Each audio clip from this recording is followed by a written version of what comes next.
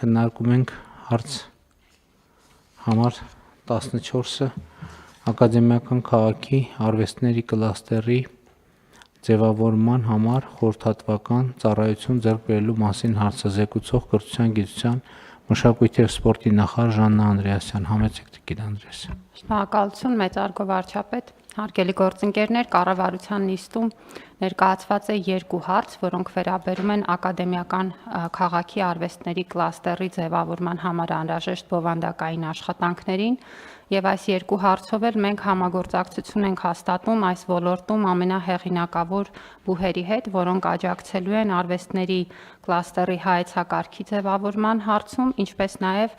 աջակցելու են այդ հայեցակարգի իրականացման հարցում։ Եվ այս նպատակով մենք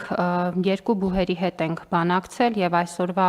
որոշումներով արդեն հնարավորություն ենք ստանում անցնել պայմանագրերի կնքմանը։ Դրանցից առաջինը Լոնդոնի արվեստների համալսարանն է, որը առաջին հորիզոնականն է զբաղեցնում միջազգային վարկանիշավորման համակարգերում որպես արվեստի եւ դիզայնի բակալավրական մակարդակում կրթական ծրագրերի լավագույն բուհ, ինչպես նաեւ QS վարկանիշավորման համակարգում ըստ ոլորտների երկրորդ հորիզոնականում է արդեն տարիներ շարունակ։ Եվ բացի դրանից Լոնդոնի արվեստների համալսարանը անցել է իր սեփական ճանապարհը վերակազմակերպման 6 առանձին հաստատությունների աստիճանական միավորման եւ ինտեգրման ուղղությամբ եւ այդ իմաստով էլ գործնական շատ կարեւոր փորձառություն է կրում, որը մեծապես աջակցելու է մեզ նաեւ ակադեմիական քաղաք ծրագրի իրականացման գործընթացում։ Երկրորդ պայմանագիրը կնքվելու է Շոտլանդիայի Թագավորական կոնսերվատորիայի հետ, որը հիմնադրված լինելով 1847 թվականին հանդիսանում է կատարողական արվեստների կրթության ոլորտում համաշխարհային առաջատարներից եւ այն եզակի հաստատություններից է, որ կրթական ծրագրեր են առաջարկում ինչպես կատարողական, այնպես էլ արտադրական արվեստների ուղղություններով։ Այս մասում օրինակ այնպիսի մասնագիտություններ են, ինչպես երաժշտության արտադրության տեխնիկական ուղղությունները, ձայնագրություն, ձայնային ինժեներիա, կենդանի ձայնի տեխնիկական կառավարում, համերգային ձայնային ապահովում, այսինքն այնպիսի ուղղություններ են, որոնք ըստ էության նաև ինդուստրիայի զարգացման համար շատ կարևոր խթան կարող են հանդիսանալ, եւ 2016 թվականից ի վեր Շոտլանդիայի Թագավորական կոնսերվատորիան արդեն 9-րդ անգամ հանդիսանում է այս ոլորտի վարկանիշավորման համակարգերի 6-րդ հորիզոնականում գտնվող բուհ։ Սա նշանակում է, որ այս երկու բուհերի հետ աշխատանքն էլ մեծ հնարավորություն է տալու արվեստների կլաստերի պարագայում ունենալ միջազգային ամենաբարձր չափանիշներին համապատասխանող բովանդակություն եւ այդ ուղղությամբ մեր կրթությունը դարձնել մրցունակ ինչպես մեր ուսանողների, այնպես էլ արտերկրի ուսանողների համար, որոնք վստահաբար կարող են ժամանել այստեղ սովորելու։ Շոտլանդիայի Թագավորական կոնսերվատորիան երաժշտական բաղադրիչով է աշխատանքները տանելու եւ այս մասով նախատեսում է, որ նրանց հետ պայմանագիրը կլինի մինչեւ 371,325 բրիտանական ֆունտ ստերլինգին համարժեք դրամի չափով եւ Լոնդոնի արվեստների համալսարանը բոլոր մյուս ուղղություններով բացառությամբ երաժշտության բաղադրիչի, որոնք ներառվելու են արվեստների կլաստերով եւ պայմանագրի արժեքը մինչեւ 368,778 բրիտանական ֆունտ ստերլինգին համարժեք դրամ է։ Համագործակցությունը նախատեսված է 3 փուլերով, շուրջ 24 ամսվա շրջանակներում եւ սա նախատեսում է, ինչպես նշեցի, հայեցակարգի մշակումը, նաեւ աշխատանքներ կարողությունների զարգացման ուղղությամբ, որովհետեւ շատ կարեւոր է, որ նաեւ միջազգային գործընկերների ներգրավվածությամբ մենք զարգացնենք տեղի կարողությունները։ Ըստ էության սա է բովանդակությունը, խնդրում եմ հաստատել։ Շնորհակալություն։ Տիկին Անդրեասյան, հիմա մենք այդ բուհերի գործընկերների հետ աշխատելու ենք երկու ուղղությամբ, առաջինը ինչպես արվեստի տարբեր ուղղությունների բուհերի ինտեգրման միջոցով ստանալ միասնական արվեստների բուհ եւ նաեւ կրթական ծրագրերը եւ բովանդակությունները, ուղղությունները, ֆակուլտետները եւ այլն եւ այդպես շարունակ, որպեսզի իրանք մեզ աջակցեն նաեւ եւ դրա տեղայնացումը ակադեմիական քաղաքում։ Ճիշտ եմ հասկանում։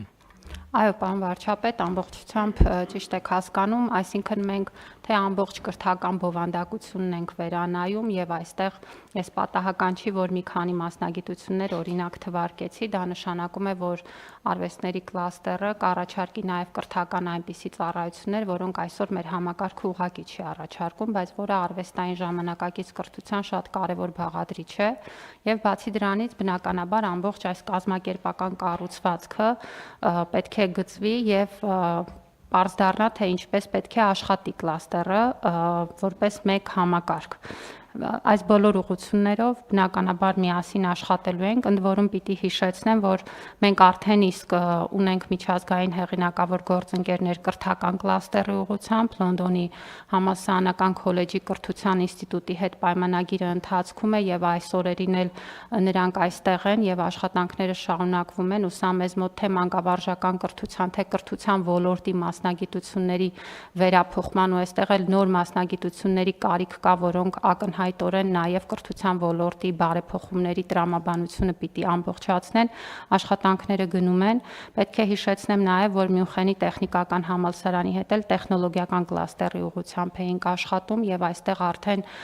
առաջին փուլը աշխատանքների ավարտել ենք, հենց հիմա բանակցում ենք նաև Քեմբրիջի հետ դասական կլաստերի ուղղությամբ եւ ունեմ տպավորություն, որ առաջիկայում նաև նրանց հետ պայմանագիրը կբերեն կառավարության քննարկմանը։ Այստեղից նա շատ կարևոր է այս պայմանագրերի շրջանակներում մեր գործընկերները աշխատում են ոչ միայն եւ ոչ այնքան կառավարության, որքան հենց բուհերի եւ ուսանողների հետ։ Այս շատ կարևոր հանգամանք է։ Այսինքն նախ շատ կարևոր է աշխարհի առաջատար փորձի հետ հաղորդակցություն ունենալը, այսինքն ինֆորմացիան եւ փորձին հասանելիություն ունենալը, բայց կարևոր է ընդգծել, որ մեր գործընկերները այս պայմանագրերի շրջանակներում այցելում են պարբերաբար Հայաստան, մեր ուսանողների խմբերին են նաև մեր ներկայացուցիչներին հրավիրում իրենց մոտ եւ շատ հետաքրքիր աշխատավոճ է որդեգրված եւ ուղղակի քննարկումներ, տարբեր մտքերի փոխանակություն, նաև մեր ուսանողների եւ դասախոսների եւ բուհերի կարիքները հասկանալու, նրանց դիտանկյունը հասկանալու, նրանց ընկալումները ըմբռնելու, որպեսզի մենք կարողանանք տեղի առանձնահատկությունները հաշվի առնելով կարողանանք ստանալ իսկապես կրթական շատ կարող եւ գործունակ պլատֆորմ եւ Տիկին Անդրեասյան նաեւ կարեւոր է արձանագրել հիմա մեր հաջորդ քայլը ակադեմիական քաղաքի ծրագրի իրականացման ճանապարհին որն է։ Մենք սկզբունքորեն որոշում կայացրեցինք, որ եթե պետք է կոնկրետ կետ նշենք, թե ինչից ենք սկսում ենք ուսանողական կացարաններից, հաշվի առնելով նաեւ այն հանգամանքը, որ այսօր դա շատ հրատապ խնդիր է եւ ուսանողները կեցության խնդիր ունեն եւ նաեւ այս ուղղությամբ ինչ ենք ձեռնարկում եւ նաեւ մանկավարժական կլաստերն էլ առաջին փուլով պետք է մենք ակադեմիական քաղաքում ստեղծենք։ Հիմա ուր ենք հասել այս ճանապարհին։ Պարոն վարչապետ, տեխնոլոգիական կլաստերները առաջին փուլում կացարանների հետ միասին մանկավարժական կլաստերը գրեթե ամբողջ անմիջապես դրանից հետո կմեկնարկենք, այսինքն նույնպես առաջին փուլի օրակարգի տրամաբանությամբ է։ Մենք մոտավորապես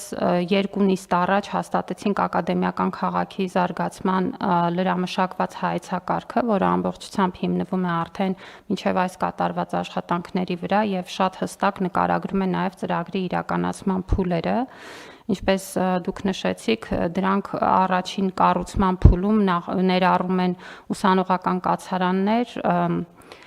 առնվազն 3600 ուսանողների համար, ներառում են բազմաֆունկցիոնալ մշակութային սրահի կառուցումը, որը նաև կօգնի, որպեսզի տարածքը դառնա շատ հետաքրքիր եւ գրավիչ նաև մեր քաղաքացիների համար եւ բազմազան միջոցառումների անցկացման վայր դառնա եւ տեխնոլոգիական կլաստերի կառուցումը։ Մենք նախատեսում ենք, որ առաջին փուլի աշխատանքները պետք է ավարտվեն մինչև 2030-ը մեր գործընկերների հետ քննարկման տրամաբանությամբ։ Բացի դրանից այս փուլի ընթացքում մենք իրականացնելու ենք նաև անհրաժեշտ ենթակառուցվածքների հետ կապված աշխատանքները։ Պետք է ասեմ, որ տարածքային կառավարման եւ ենթակառուցվածքների նախարարության գործընկերների հետ ակտիվ աշխատել ենք, արդեն պատրաստ է աշխատանքային նախագիծը բարձրավոր էլեկտրասյուների տեղափոխման մասով։ Իսկ կոնկրետ շենքերի եւ տարածքի բուն նախագծումը սկսել ենք արդեն։ Մենք առաջիկայում պլանավորում ենք մրցույթի դնել այս բազմաֆունկցիոնալ մշակութային կենտրոնի նախագծման աշխատանքները եւ բացի դրանից զուգահեռաբար աշխատում ենք ուսանողական կացարանների ուղղությամբ, այսինքն կոնկրետ այս փուլում շինությունների հետ կապված այս երկու ուղղությամբ աշխատանքները գնում են։ Մենք նաեւ պատրաստել ենք եւ առաջիկայում նաեւ կարծում եմ կառավարության հաջորդ նիստում կլինի ակադեմիական քաղաքի շրջանակներում գնման որոշ առանձնահատկություններ հաստատելու որոշումը, որից հետո կկարողանանք մրցույթներ հայտարարել նաեւ ռոռոկման համակարգի հետ կապված եւ հեծի համապատասխան գծերի տեղափոխման, որտեղ բացի բարձրավոլտից կա նաեւ հեծի ուրեմն տիրույթում գտնվող որոշ ենթակառուցվածքներ, որոնք նույնպես պիտի տեղափոխվեն։ Պետք է հիշեցնեմ նաեւ որ նախորդ տարվանից սկսել ենք տարածքի մաքրման աշխատանքները, այսինքն գետնի վրա աշխատանքի արվում։ Այո, 85 հեկտար երկրորդ փուլով կմաքրենք, նախորդ փուլում նույնպես մոտավորապես նման տարածք ենք մաքրել եւ մոտավորապես 17000 խորանարդ մետր աղբի ուրեմն հեռացում պիտի ունենանք տարածքից, այսինքն շատ ակտիվ գնում են աշխատանքները, գլխավոր հատակագիծը գտնվում է ուրեմն համալիր փորձաքննության փուլում եւ առաջիկայում նաեւ դրա հաստատման կհասնենք փորձաքննության ավարտից հետո, այստեղ էլ շատ ակտիվ աշխատում են քաղաքաշինության կոմիտեի հետ եւ կարելի է ասել, որ այս պահի դրությամբ ծրագիրը իր իրականացման ընթացքով գնում է շատ Տիկին Անդրեասյան, ներողություն եմ խնդրում, իսկ մենք ճանապարհային քարտեզ ժամանակացույց ունենք հաստատած, թե որ շատ կարևոր է որ ժամանակ առ ժամանակ վերադառնանք, տեսնենք մեր ճանապարհային քարտեզով ուր ենք հասել, ինչքանով ենք հետենք, առաջ ենք, ճիշտ ժամանակին ենք, որպեսզի հետևական այս ծրագիրը իրականացնենք։ Այո, պարոն վարչապետ, հայեցակարգն էլ իր մեջ պարունակում է ժամանակացույցը, մենք ժամանակացույցի մեջ ենք, այս պահի դրությամբ այն ընթացքը, որ ունենք, մեզ ցույց է տալիս, որ այդ ժամանակացույցը պահպանվելու է եւ իրատեսական է եւ պիտի հիշեցնեմ, որ զուգահեռաբար իրականացնում ենք նաեւ ծրագրի ֆինանսական կողմի գնահատումը, այստեղ էլ պայմանագիր ունեինք Ernst & Young կազմակերպության հետ, որը ամփոփում է աշխատանքը, արդեն ունենք նախնական ամբողջական գնահատականը ֆինանսական արժեքի մասով, առաջին փուլի կտրվածքով եւ աշխատում ենք նաեւ ներդրումների աջակցման կենտրոնի հետ ներդրումային համաժողովի ուղղությամբ, որովհետեւ նաեւ գործընկերների ներգրավման փուլին ենք հասել եւ առաջիկայում այստեղ էլ պիտի ակտիվացնենք մեր աշխատանքները։ Շատ լավ, կան այլ դիտարկումներ, հարգելի գործընկերներ, չկան ըստ այդմ դրվում է քվեարկության հարցը, ովքեր են դեմ որոշման ընդունմանը, դեմ չկա, որոշումն ընդունված է։